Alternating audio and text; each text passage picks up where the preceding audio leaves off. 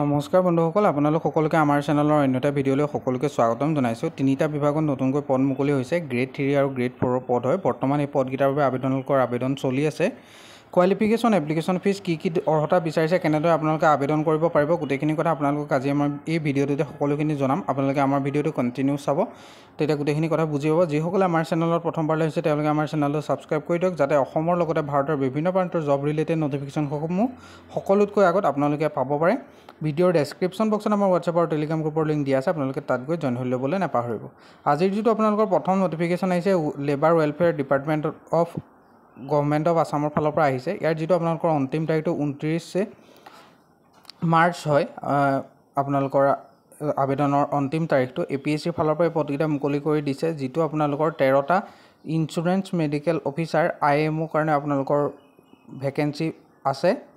যিকেইটা আপোনালোকৰ insurance medical অফিচাৰৰ কাৰণে ESI স্কিমৰ আণ্ডাৰত এই পোষ্ট হয়, 13টা আছে। আনৰিজাৰ্ভৰ কাৰণে 5টা, OBC MOBC কাৰণে 5টা, SC সকলৰ কাৰণে 2টা, ST হিলৰ কাৰণে 1টা, আৰু পে স্কেলটো 30,000 টকাৰ পৰা 1,10,000 টকা, গ্ৰেড পে 12,700 টকা।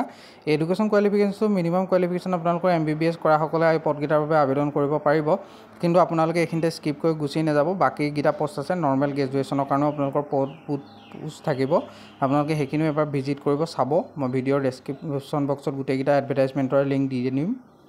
এই পদকেইটাৰ বাবে আপোনালোকে আবেদন কৰিবৰ কাৰণে ST SC সকলে 5 বছৰ এজ ৰিলেক্সেশ্যন, OBC সকলে 3 বছৰ আপোনালোকৰ এজ ৰিলেক্সেশ্যনৰ সুবিধা তেওঁলোকে প্ৰদান কৰিছে। আপোনালোকে যিসকলৰ এজ পাৰ হৈ গৈছে তেওঁলোকে 5 বছৰ বেছিকৈ পাব, ST SC সকলে, আৰু OBC MOBC সকলে 3 বছৰ। এই 3টা চান্স আপোনালোকে বেছিকৈ পাব আবেদন কৰিবৰ কাৰণে। আৰু ইয়াত আপোনালোকৰ যদিহে আপোনালোকে এইখিনি পদত আবেদন কৰিব বিচাৰে, ভিডিঅ'ৰ ডেছক্ৰিপশ্যন বক্সত লিংক আছে। ইয়াত আপোনালোকৰ যিসকলৰ আবেদন কৰিব তেওঁলোক পাৰ্মানেণ্ট ৰেচিডেণ্ট অফ আছাম হ'ব লাগিব, লগত মানে PRC আপোনালোকৰ অসমৰ PRCখন লাগিব। এমপ্লয়মেণ্ট এক্সচেঞ্জত আপোনাৰ ৰেজিষ্ট্ৰেশ্যন হোৱাটো বাধ্যতামূলক, আপোনাৰ এমপ্লয়মেণ্ট এক্সচেঞ্জত ৰেজিষ্ট্ৰেশ্যন কৰিব লাগিব এই পদকেইটাৰ বাবে আপোনালোকে আবেদন কৰিবৰ কাৰণে। আৰু ইয়াত আপোনালোকৰ যিটো কৈছে চিটিজেনশ্বিপটো আপোনালোকৰ অসমৰ ইণ্ডিয়াৰ নাগৰিক হ'বই লাগিব।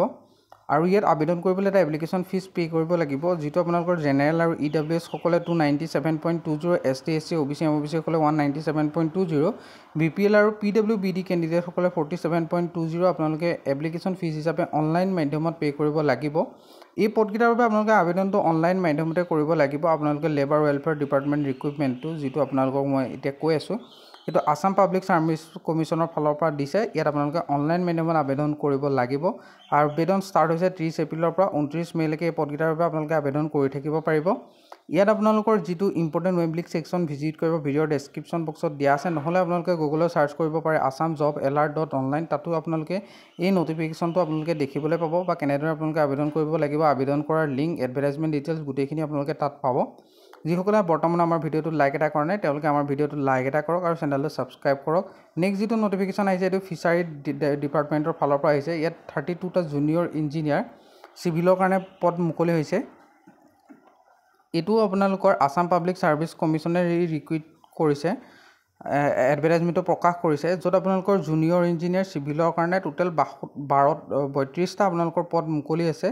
সেই পদকেইটাৰ যদি আপোনালোকে চাবলৈ যায়, আনৰিজাৰ্ভৰ কাৰণে 13টা, OBC MOBC সকলৰ কাৰণে 9টা, OBC MOBC tribal and advisory কমিটিৰ কাৰণে 1টা, SCৰ কাৰণে 3টা, SC প্লেনৰ কাৰণে 3টা, ST হিলৰ কাৰণে 3টা। ঠিক তেনেদৰে আপোনালোকৰ পদসমূহ ক্লাছিফিকেশ্যন দেখুওৱা গৈছে, কেটেগৰীজ আপোনালোকৰ ভাগ কৰি দেখাইছে। আপোনালোকে এইখিনি এবাৰ চাই ল'ব আবেদন কৰাৰ আগত। মই ভিডিঅ'ৰ ডেছক্ৰিপশ্যন বক্সত আমাৰ ৱেবছাইটৰ লিংক দি দিছোঁ, আপোনালোকে তাত গ'লে গোটেইখিনি দেখিব পাৰিব। ইয়াত আপোনালোকে আবেদন কৰিবৰ কাৰণে আপোনালোকৰ যিটো এজ লিমিট 18 বছৰৰ পৰা 40 বছৰৰ ভিতৰত হ'ব লাগিব। দৰমহা স্কেলটো থাকিব আপোনালোকৰ 14,000 টকাৰ পৰা 70,000 টকা, আৰু আপোনালোকৰ গ্ৰেড পে' থাকিব 8,700 টকা। আৰু কেণ্ডিডেটসকলে 3 বছৰীয়া যিসকলে ডিপ্ল'মা কৰিছে, মানে আপোনালোকৰ যিসকলে পলিটেকনিকত আপোনালোকে পাছ কৰিছে চিভিলত, তেওঁলোকেও এই পদকেইটাৰ বাবে আবেদন কৰিব পাৰে। ইয়াৰ আবেদন আপোনালোকৰ বৰ্তমান চলি আছে, যিহেতুকে গম পাইছেই। আৰু কেণ্ডিডেটসকলৰ PRC থকাটো বাধ্যতামূলক, অসমৰ স্থায়ী বাসিন্দা হ'ব লাগিব, আৰু এমপ্লয়মেণ্ট এক্সচেঞ্জৰ ৰেজিষ্ট্ৰেশ্যন থাকিব লাগিব।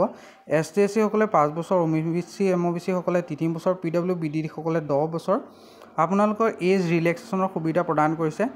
আৰু আজিৰ যিটো নটিফিকেশ্যন মই বৰ্তমান কৈ আছোঁ এইটো আপোনালোকে চিভিলৰ অকল বি কৰাসকলে বেচেলৰ অফ ইঞ্জিনিয়াৰিং কৰাসকলেই নহয়, ইয়াত আপোনালোকে যিসকলে পলিটেকনিক কৰিছে তেওঁলোকেও আবেদন কৰিব পাৰিব। লগতে স্মল ফেমিলি নৰ্মছ ইয়াৰ ফৰ্মখনো আপোনালোকে আমাৰ ৱেবছাইটত ভিজিট কৰিলে পাই যাব।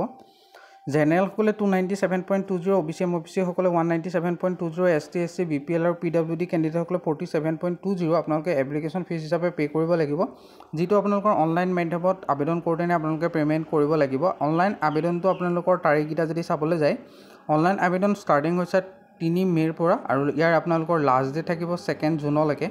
ইম্পৰ্টেণ্ট ৱেবলিক ছেকশ্যনত আপোনালোকে আমাৰ online application form, advertisement details, official website গোটেইখিনি আপোনালোকে পাব।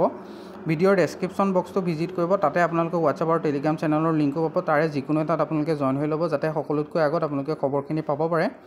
ভিডিঅ'ৰ ডেছক্ৰিপশ্যন বক্সত মই গোটেইখিনি দি দিছোঁ। নেক্সট যিটো নটিফিকেশ্যন আহিছে এইটো আপোনালোকৰ আছাম পাব্লিক ছাৰ্ভিচ কমিশ্যনৰ ফালৰ পৰাই আহিছে, য'ত আপোনালোকৰ 212টা assistant engineer civil, assistant engineer mechanical, junior engineer চিভিলৰ কাৰণে ভেকেঞ্চি মুকলি হৈছে। ইয়াত আপোনালোকৰ টোটেল ভেকেঞ্চি আছে 212টা পদ আপোনালোকৰ আছে। এই পদকেইটাৰ বাবে বৰ্তমান আপোনালোকৰ আবেদন চলি আছে। অনলাইন মাধ্যমতে আপোনালোকে আবেদন কৰিব লাগিব। প্ৰথম যিটো আপোনালোকৰ পদ আছে সেইটো হৈছে আপোনালোকৰ এছিষ্টেণ্ট ইঞ্জিনিয়াৰ চিভিলৰ কাৰণে আপোনালোকৰ ভেকেঞ্চি আছে। ইয়াত আপোনালোকৰ আনৰিজাৰ্ভৰ কাৰণে 5টা, SCৰ কাৰণে 7টা, ST প্লেনৰ কাৰণে 5টা, ST হিলৰ কাৰণে 4টা, OBC MOBCৰ কাৰণে 24টা।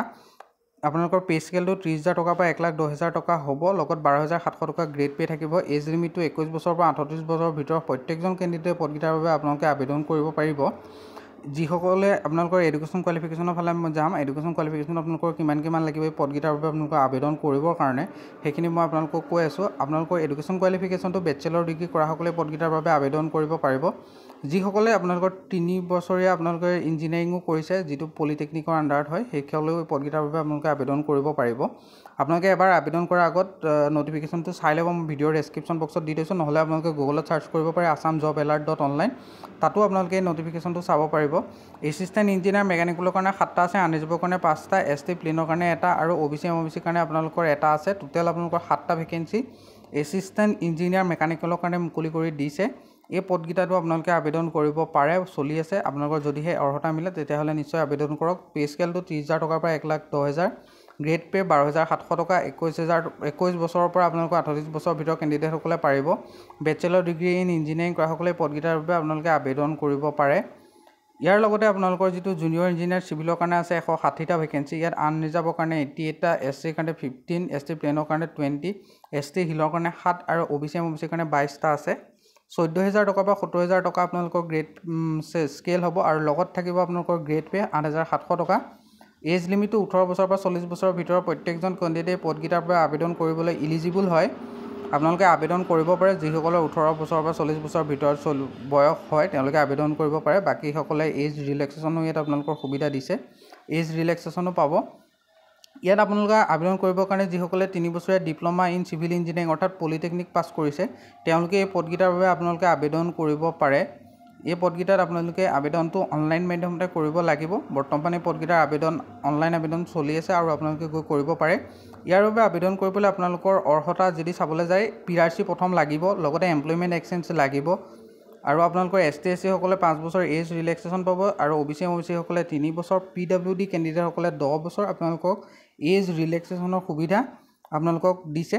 আৰু এই পদকেইটাৰ বাবে আপোনালোকে যিহেতুকে আবেদন কৰিবৰ কাৰণে এটা এপ্লিকেশ্যন ফিজো আপোনালোকে পে' কৰিব লাগিব। জেনেৰেল EWS সকলে 297.20, OBC MOBCসকলে 197.20, PWD BD, ST SC BPL আৰু সকলে 47.20। পে'মেণ্ট মোডটো আপোনালোকে অনলাইন মাধ্যমত আবেদন কৰিব লাগিব।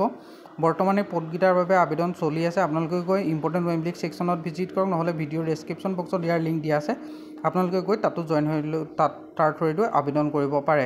ষ্টাৰ্টিং ডেটটো 15 এপ্ৰিল 2025 পৰা আৰম্ভ হৈছে আপোনালোকৰ যিটো চিভিলৰ কাৰণে। লাষ্ট ডেট থাকিব 14 মে 2025 আৰু ষ্টাৰ্টিং ডেট আপোনালোকৰ যিটো AE মেকানিকেলৰ কাৰণে হৈছে এইটো 23 এপ্ৰিল আৰু এণ্ড হ'ব আপোনালোকৰ 22 মে আৰু ষ্টাৰ্টিং ডেট আপোনালোকৰ যিখিনি জুনিয়ৰ ইঞ্জিনিয়াৰ চিভিলৰ কাৰণে সেইটো আপোনালোকৰ 17 এপ্ৰিলৰ পৰা ষ্টাৰ্টিং হৈছে আৰু লাষ্ট ডেট থাকিব 16 মে। আপোনালোকে পদকেইটাৰ বাবে আবেদন যিসকলে কৰা নাই কৰিব পাৰে, যাৰ অৰ্হতা মিলিছে। ভিডিঅ'ৰ ডেছক্ৰিপশ্যন বক্সত গোটেইকেইটা মই লিংক দি দিছোঁ। নহ'লে আপোনালোকে গুগলত চাৰ্চ কৰি assamjobalert.online তাতো পাই যাব। যিসকলে ভিডিঅ'টো শেষলৈকে চালে তেওঁলোকক বহুত বহুত ধন্যবাদ। চেনেলটো ছাবস্ক্ৰাইব কৰি থৈ যাবলৈ আপোনালোকে নাপাহৰিব।